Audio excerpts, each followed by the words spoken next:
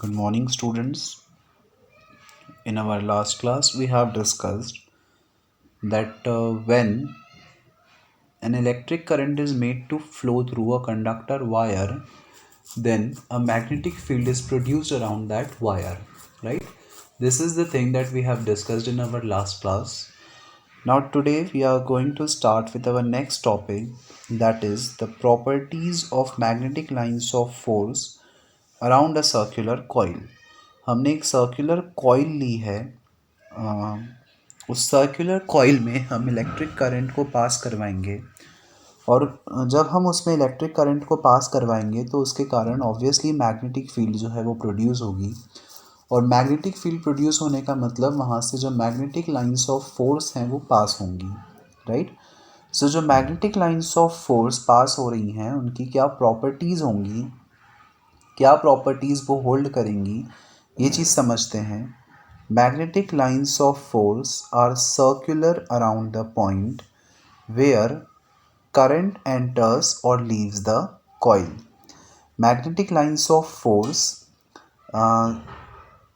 किसी पॉइंट के अराउंड वो सर्कुलर लाइंस होती हैं,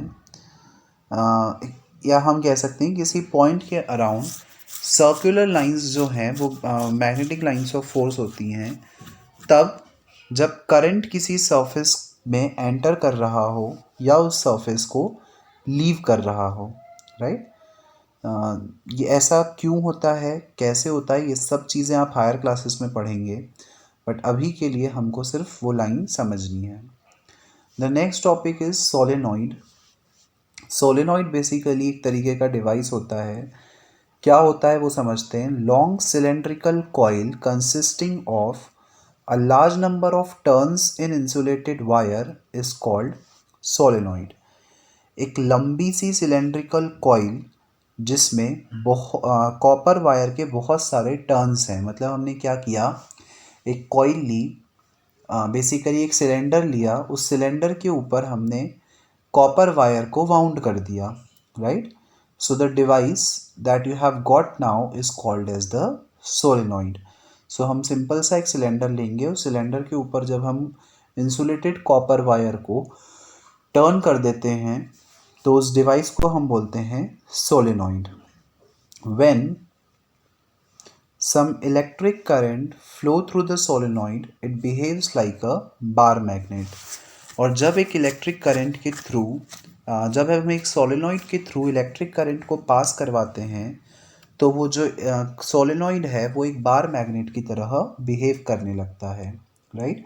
यहाँ से भी हम ये चीज़ को शो कर सकते हैं कि इलेक्ट्रिक करंट के कारण मैग्नेटिक फील्ड जो है वो प्रोड्यूस होती है, राइट।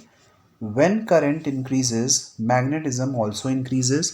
ऑब्वियस सी बात है कि जैसे जैसे आप करंट की वैल्यू को बढ़ाते जाओगे वैसे वैसे जो मैग्नेटिज्म है वो भी बढ़ता जाएगा। मतलब अगर ज़्यादा करंट फ्लो करवाएंगे तो मैग्नेटिज्म जो होगा वो ज़्यादा होगा।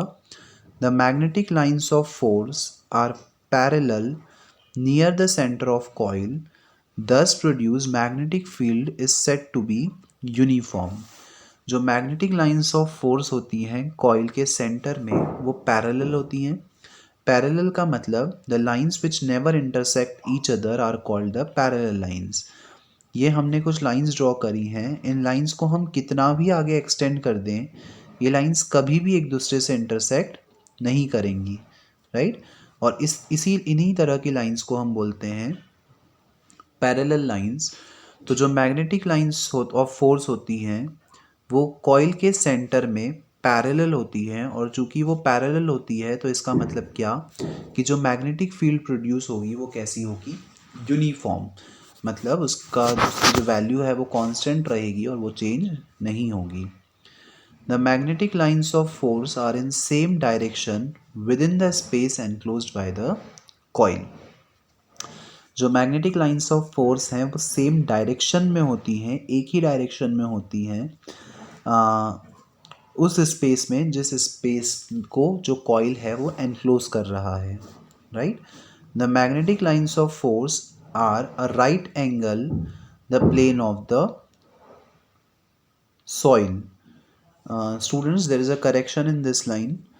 The magnetic lines of force are at right angle to the plane of the coil, right? This is not soil, this should be coil. So जो coil होगी उससे right angle पर, right angle का मतलब होता है 90 डिग्री, आपको पता है, आपने मैथ्स में पढ़ा होगा. So जो magnetic lines of force होती हैं वो कॉइल के प्लेन से 90 डिग्री पर होती हैं, राइट? मतलब उनके परपेंडिकुलर होती हैं. You must know that what do we mean by perpendicular. That is when the angle between the two lines is 90 degree, then the two lines are said to be the perpendicular to each other, right? Now the direction of current tells polarity. अब किस direction में current flow हो रहा है उससे हम polarity भी बता सकते हैं, मतलब कि नॉर्थ पोल होगा या साउथ पोल होगा. हमने पढ़ा है मैग्नेट वाले चैप्टर में कि जो मैग्नेट है उसके दो पोल्स होते हैं, नॉर्थ पोल और साउथ पोल. तो किस डायरेक्शन में करंट फ्लो हो रहा है वो हमको पोलरिटी भी बताता है. समझते हैं कि कैसे. If electric current in the solenoid flows in clockwise direction then the corresponding end of the solenoid will behave like a south pole of the magnet. अगर किसी कॉइल में से क्लॉकवाइज डायरेक्शन में करंट फ्लो हो रहा है, clockwise मतलब कि जैसे घड़ी का कांटा घूमता है, घड़ी का कांटा जो है वो इस डायरेक्शन में घूमता है, इस तरीके से, राइट? मतलब पहले 12 पर, फिर 1 पर, फिर 2 पे, फिर 3 पे, इस डायरेक्शन में जो घड़ी का कांटा है वो घूमता है. तो जब हम घड़ी के कांटे के डायरेक्शन के अकॉर्डिंग घूमें तो उसको बोलते हैं क्लॉकवाइज डायरेक्शन. और जब हम उससे उल्टा घूमें, जैसे कि ये 12, ये 11, ये 10, ये 9, अपोजिट डायरेक्शन में अगर हम घूम रहे हैं तो उसको बोला जाता है एंटी क्लॉकवाइज डायरेक्शन. तो अगर किसी कॉइल में क्लॉकवाइज डायरेक्शन में करंट फ्लो हो रहा है तो वहाँ पर मैग्नेट का साउथ पोल बनता है. और अगर किसी कॉइल में एंटी क्लॉकवाइज डायरेक्शन में करंट फ्लो हो रहा है तो वहाँ पे मैग्नेट का नॉर्थ पोल बनता है, राइट? सो इस तरीके से आप बता सकते हो डिपेंडिंग अपॉन द डायरेक्शन कि जो करंट है वो किस डायरेक्शन में फ्लो होगा, right? Now the next topic that we are going to start is the Faraday's experiment. Faraday was a name of a scientist. उन्होंने एक एक्सपेरिमेंट परफॉर्म किया था. And what he has concluded from his experiments, क्या conclusions उन्होंने निकाले थे अपने experiment से, वो चीज़ समझते हैं. Faraday took a solenoid and he connected it's two ends by a galvanometer. Faraday ने एक सोलेनॉइड लिया. सोलेनॉइड का मतलब एक सिलेंड्रिकल, हमने वायर ली, एक सिलेंड्रिकल कंडक्टर लिया, उसके ऊपर हमने इंसुलेटेड कॉपर वायर को वाउंड कर लिया. The device now that you have got is called the solenoid, right? So Faraday ने एक solenoid लिया और उन्होंने solenoid के दोनों ends को एक गैल्वेनोमीटर से कनेक्ट कर दिया. गैल्वेनोमीटर बेसिकली एक डिवाइस होता है जो कि करंट के डायरेक्शन के बारे में हमको बताता है कि करंट किस डायरेक्शन से किस डायरेक्शन में फ्लो हो रहा है, right? When the north pole of the magnet was moved toward the coil rapidly, the galvanometer needle deflected. जब मैग्नेट का नॉर्थ पोल उस कॉइल के पास में लाया गया तो जो गैल्वेनोमीटर की नीडल थी वो हमको डिफ्लेक्शन दे रही थी. डिफ्लेक्शन देने का मतलब क्या? वो डिफ्लेक्शन दे रही थी इसका मतलब कि जो करंट है वो एक डायरेक्शन से दूसरे डायरेक्शन में फ्लो हो रहा है. Deflection of the needle indicates the presence of current in the circuit. The same thing that I have just told you कि अगर गैल्वेनोमीटर में डिफ्लेक्शन आया तो इस डिफ्लेक्शन का मतलब क्या कि इस सर्किट में से जो करंट है वो फ्लो हो रहा है. If the magnet is held stationary near the solenoid, the galvanometer's needle rests at 0.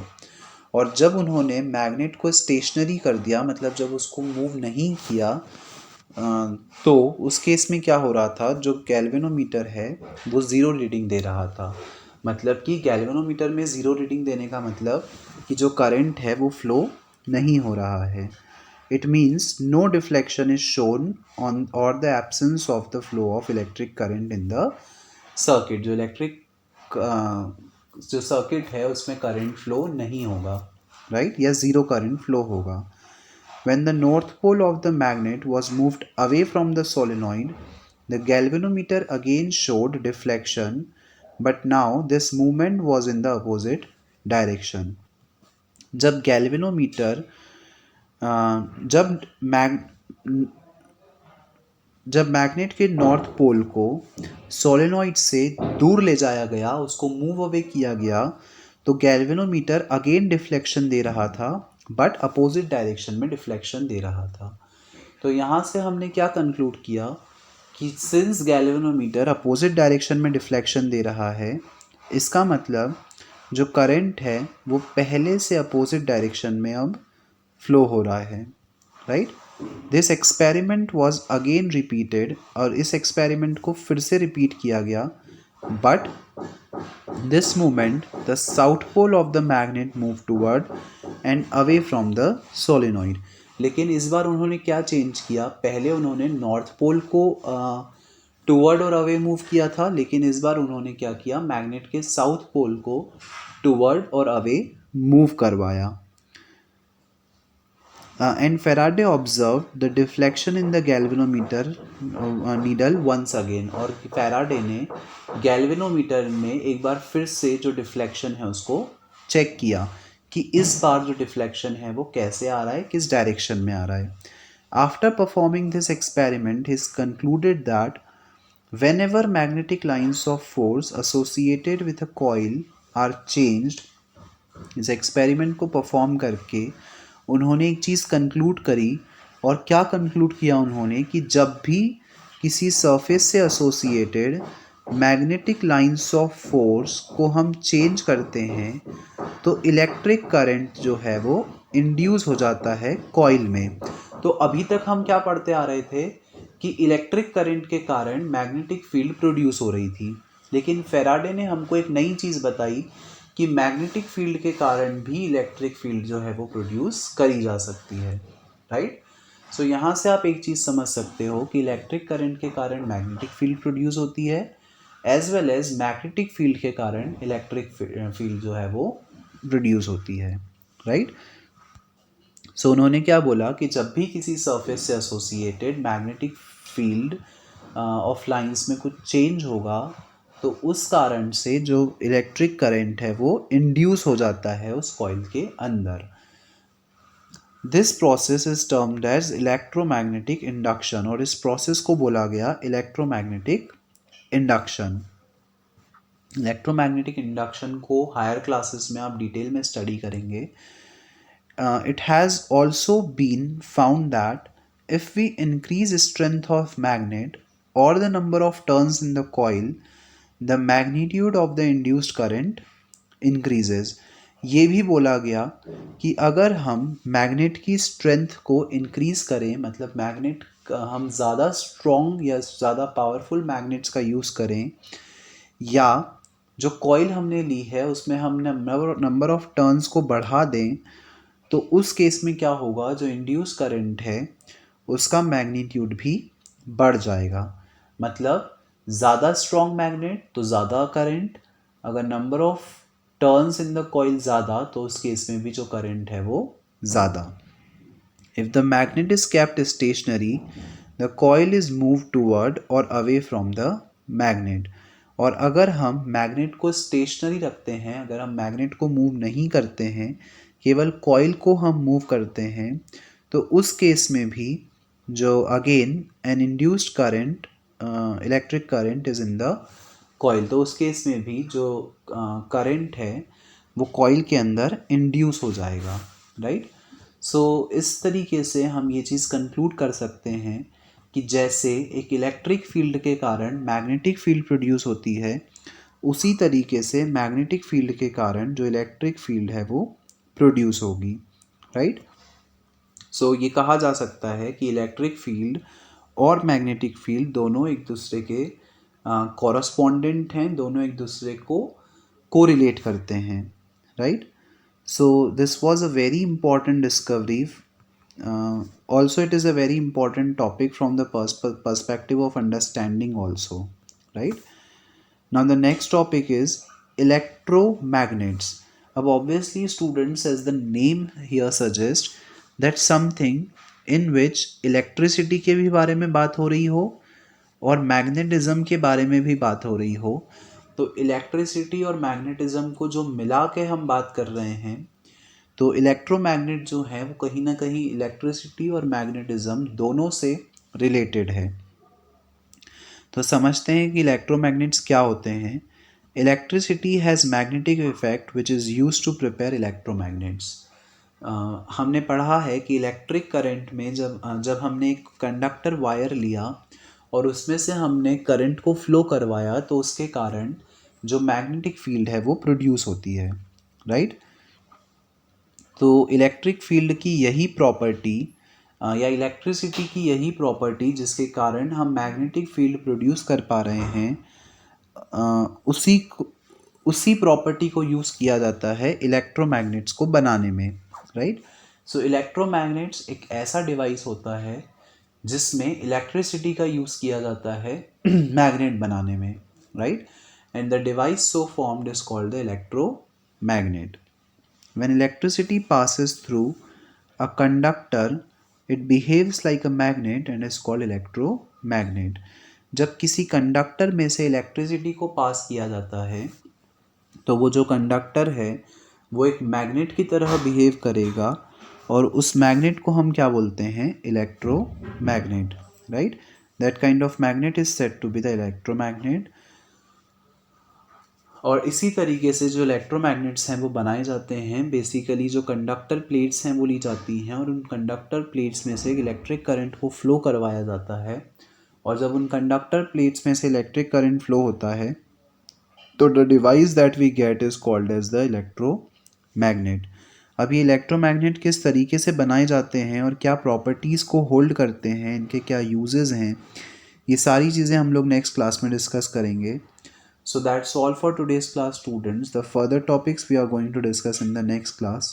Thank you.